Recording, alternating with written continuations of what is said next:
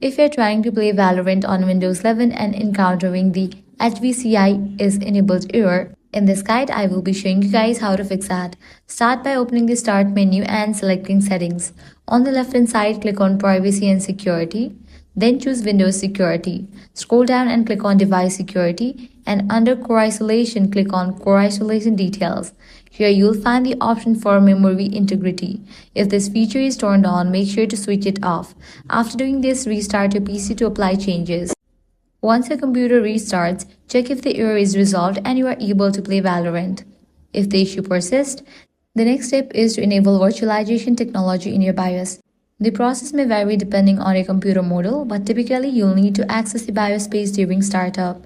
Look for a setting called SVM or virtualization technology and ensure it's enabled. After enabling this setting, restart your PC again and you should now be able to play Valorant without encountering the HVCI error. And that's it. If this guide helped you out, do not forget to like, share and subscribe. Thanks for watching.